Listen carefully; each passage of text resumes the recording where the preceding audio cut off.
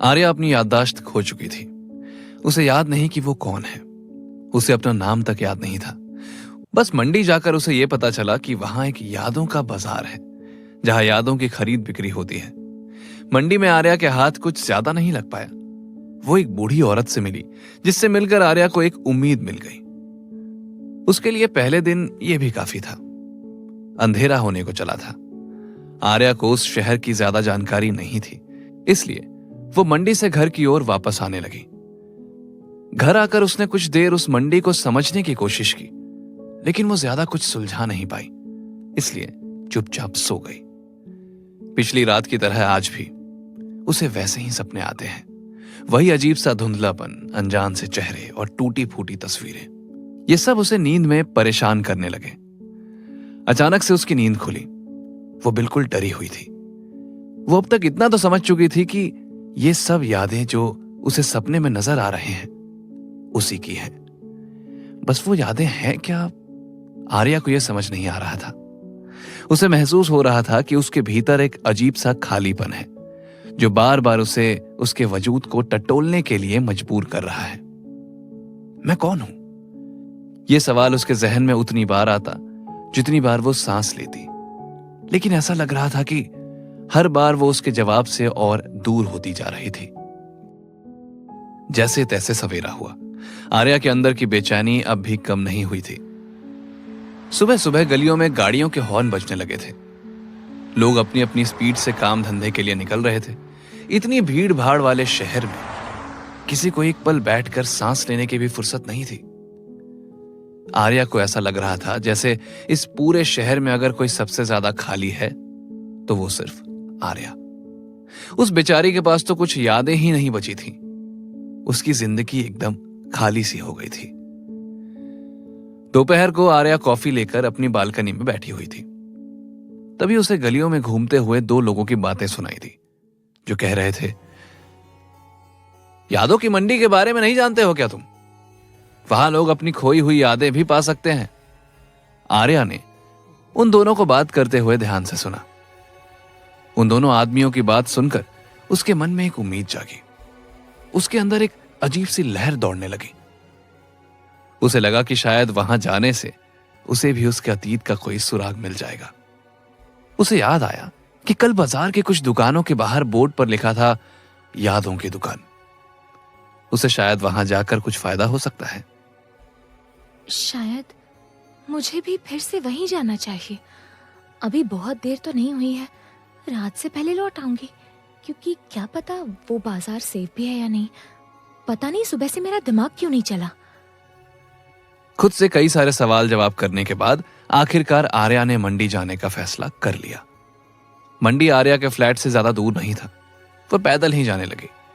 वो एक सुनसान और अंधेरी गली से होकर गुजर रही थी, जहां आकर शहर का शोर शराबा भी अपना गला घोट लेता है। वहां सिर्फ शांति होती है, लेकिन इस शांति में सुकून नहीं, खौफ और दहशत थी। रास्ते में कुछ अजीब से लोग मिले, जो ना जाने अपनी यादों के बारे में कुछ बातें कर रहे थे। मैंने अपनी पत्नी के साथ बिताई सबसे अच्छी यादें बेच दी। अब कुछ भी याद नहीं आता। अब चाहे वो कितनी भी कोशिश कर ले, मुझे कभी भी उसे याद करके कोई तकलीफ नहीं होगी। वहीं पर मौजूद एक बूढ़े आदमी ने कहा, अब सिर्फ मुझे उसके दिए गए धोखे याद हैं। अब मैं कभी भी उसके किसी मीठी बातों में नहीं फंसने वाला। डरी और सहमी आर्या अपने कांपते कदमों के साथ जैसे जैसे बाजार में आगे बढ़ती जा रही थी, रास्ते और भी तंग और डरावने होते जा रहे थे। मंडी के पास पहुंचते ही उसे ऐसा महसूस हुआ मानो वो किसी और ही दुनिया में आ गई हो। ये जगह शहर के बाकी हिस्सों से बिल्कुल अलग थी। चारों ओर छोटे छोटे स्टॉल्स लगे थे, जहां लोग अपनी यादें बेचने और खरीदने में लगे थे। हर स्टॉल पर लोग अपनी यादों की कीमत लगवा रहे थे। वहां एक महिला थी जो एक हंसती खेलती छोटी सी बच्ची की यादें बेच रही थी।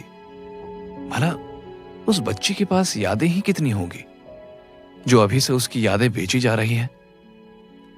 तो वहीं दूसरी ओर एक आदमी अपने बचपन की भूली बिसरी यादों के लिए मोल भाव कर रहा था। मंडी का माहौल काफी अजीब सा था। हर ओर उदास और बेरंग से चेहरे थे, मानो उनकी जिंदगी से सारी खुशियां निकाल ली गई हों। वहीं दूसरी तरफ कुछ ऐसे भी चेहरे थे जो खुद से ही अनजान थे। अपनी सारी यादें बेचकर वो एक गुमनामी की जिंदगी जी रहे थे। आर्या का दिल जोर जोर से धड़कने लगा। उसे समझ नहीं आ रहा था कि वो यहां कर क्या रही है, लेकिन कहीं ना कहीं उसे यह भी महसूस हो रहा था कि उसके सवालों के जवाब यहीं छिपे हैं। उसकी नजर मंडी के बीच में एक बड़े से स्टॉल पर पड़ी, जहां वही बुजुर्ग महिला बैठी थी जो उसे कल इसी जगह पर मिली थी। आर्या धीरे धीरे उस बुजुर्ग महिला की ओर बढ़ी। उसकी चाल थोड़ी धीमी थी। आगे बढ़ते वक्त आर्या अपने हर कदम को सोच सोच कर चल रही थी। तुम फिर से यहाँ क्यों आई हो? मुझे मेरे अतीत का कुछ पता नहीं है। मुझे लगता है कि मेरी यादें कहीं खो गई हैं। मैं यहाँ बस इस उम्मीद से आई हूँ कि शायद मुझे यहाँ पर कुछ मदद मिल जाए। शायद मेरी यादों का कोई सुराग मिल जाए जिससे मैं अपने बारे में कुछ पता कर सकूं। तुम सब भूल चुकी हो? तुम्हें तो अब ये भी याद नहीं कि तुम भी कभी इस मंडी का हिस्सा हुआ करती थी। क्या मैं? वो भी इस मंडी का हिस्सा? ये कैसे हो सकता है? तुम्हारी यादें यही हैं, लेकिन वो यहाँ नहीं हैं। तुम्हारी यादें किसी आम इंसान की यादों की तरह नहीं है। बहुत कीमती है वो। तुम्हें बहुत मेहनत करनी पड़ेगी। आर्या के भीतर कई सवाल उठने लगे। ये महिला उसके बारे में कैसी बातें कर रही है? उसकी खोई हुई यादें बाकियों से खास कैसे हैं? क्या जानते हो तुम मेरे बारे में? तुम्हारे बारे में तो सब कुछ जानते हैं। तुम्हें कौन नहीं जानता भला? ओह, माफ करना, तुम तो खुद ही खुद को नहीं जानती। आर्या और भी सवाल पूछने ही वाली थी कि अचानक एक आदमी उसके पास आ खड़ा हुआ। वो एक लंबा सा आदमी था जिसकी आंखों में अजीब सी चमक थी। यहां से चलो। आर्या ने मुड़कर देखा।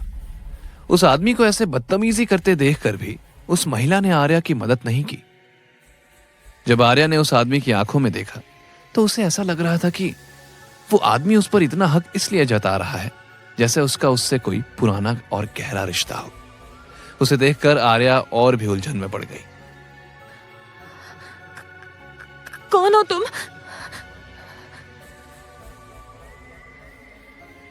ये सवाल करने का वक्त नहीं है।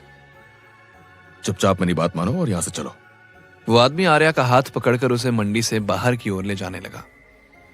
आर्या को मना करने का कोई मौका ही नहीं मिला। वो चाहकर भी खुद को छुड़ा नहीं पाई। वो उसके साथ जा तो रही थी, लेकिन मन ही मन वो काफी ज्यादा घबराई हुई थी। रास्ते में उस आदमी ने आर्या से कुछ नहीं कहा, बस उसे तेजी से खींचते हुए एक ऐसी गली में लेकर गया जहां बिल्कुल अंधेरा था, जहां कोई भी नजर नहीं आ रहा था। ऐसी अंधेर गली को देखकर आर्या का दिल जोरों से धड़कने लगा। उसे लग रहा था कि वो किसी खतरनाक जाल में फंस रही है। उसे डर लग रहा था जैसे वो आदमी कहीं उसका फायदा तो नहीं उठाने वाला। वो समझ नहीं पा रही थी कि उसके साथ क्या हो रहा है।